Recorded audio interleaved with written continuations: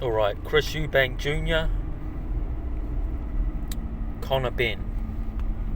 It's official. This one is official. Surprisingly too, even though they've got history, or their fathers have history. Of course, Chris Eubank versus Nigel Benn back in the 80s or 90s. And then now, roughly 30 years later, their sons are getting in the ring. It's a historic fight, this one. Family history, boxing history, legacy on the line. Very intriguing, this fight, because even though there is a size difference, which is quite significant, Chris Eubank Jr is a middleweight.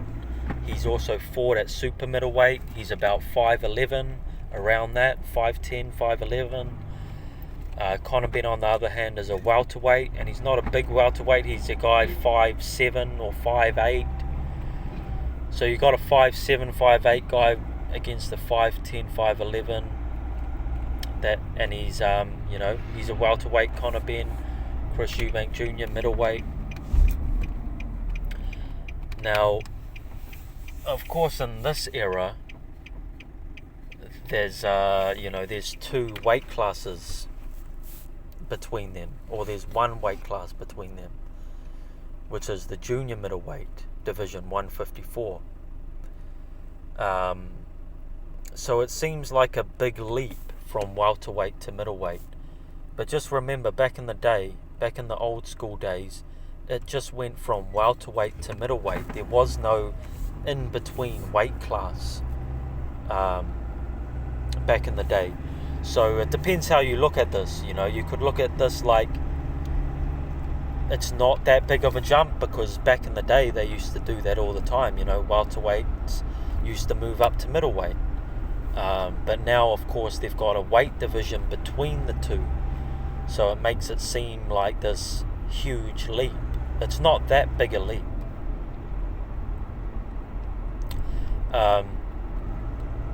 But is it too much? Is it too much for Conor Benn to go up and beat Chris Eubank Jr.? Well, first of all, the fight's not actually at middleweight, 160 pounds. It's at 157 pounds, I believe, or 158. So Chris Eubank Jr. is going to have to lose 2 or 3 extra pounds. I believe it's 157.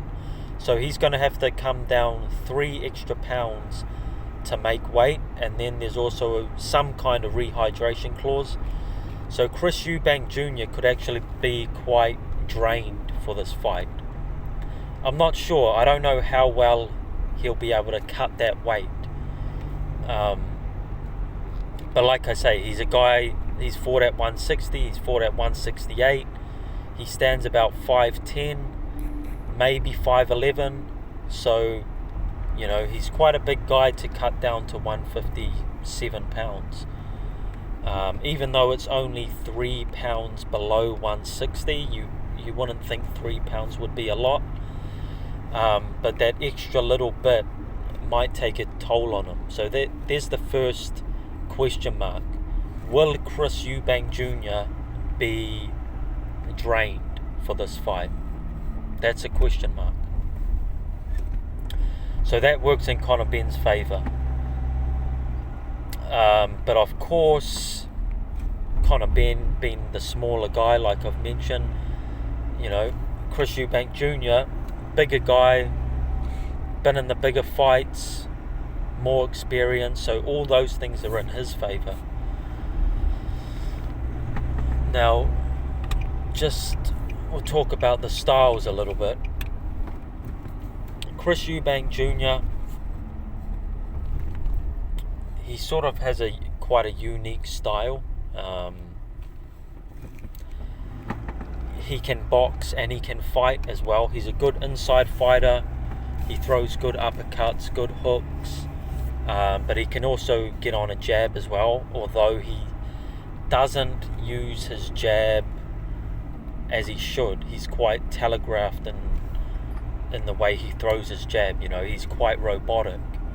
I wouldn't say he's really a natural boxer, because he's quite robotic in what he does. He's very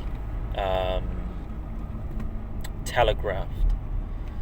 But in saying that, he can switch it up. He can box, and then he can sometimes he just puts everything on the line and really throws the kitchen sink at you. So he can box and he can brawl as well. So he's quite a unique fighter in that sense. He can do it all, but he's not the best at sort of boxing his way to a clear decision.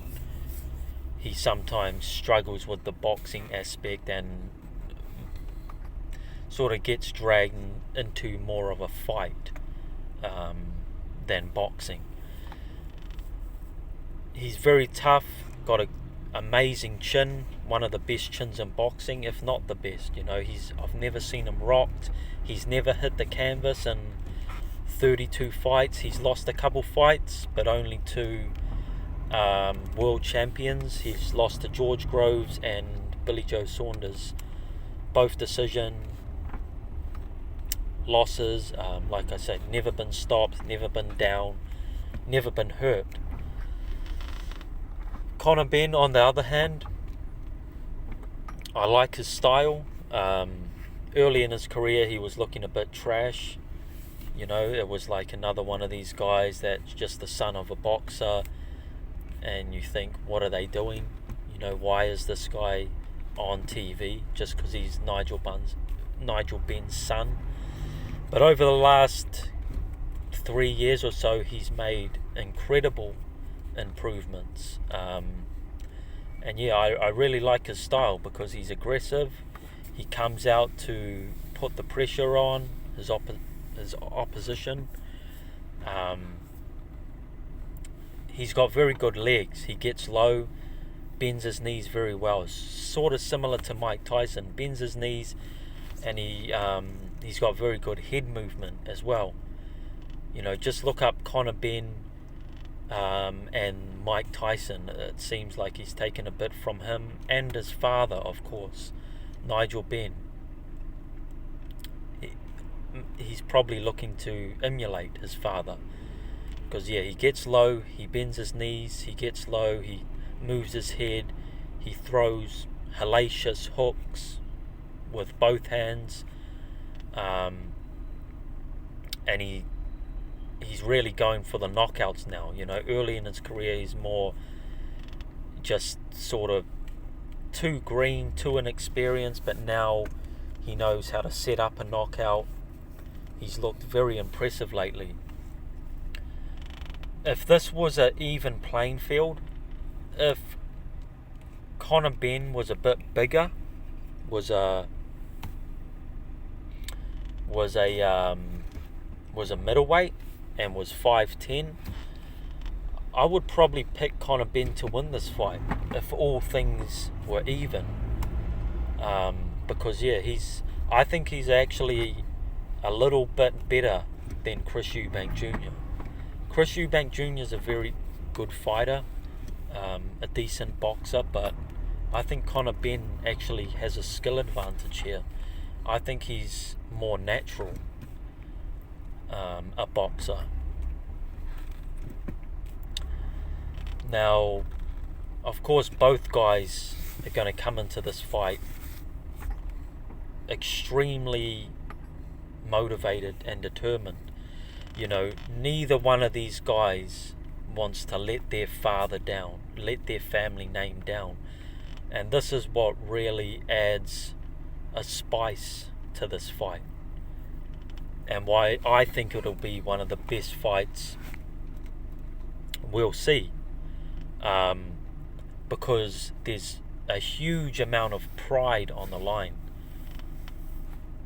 in this one. It's, just imagine your father fought this guy, 30 years ago, and now you're going to fight his son for all bragging rights, for pride, family pride. This isn't a normal fight. Neither one of these guys is going to want to throw in the towel, give up. So neither one is lacking any motivation or any determination. I think this is going to be a bloodbath, really. A bloodbath.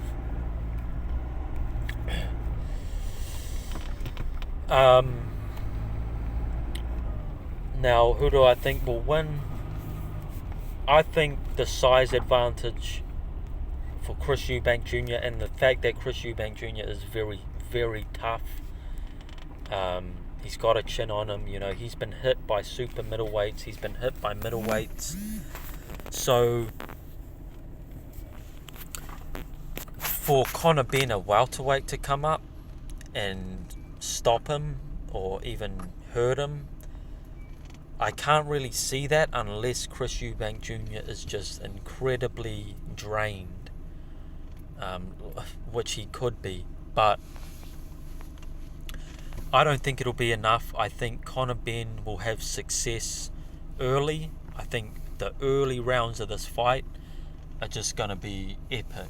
I think they're just going to be going for it. Conor Benn has made it clear, he's coming to knock Chris Eubank Jr. out.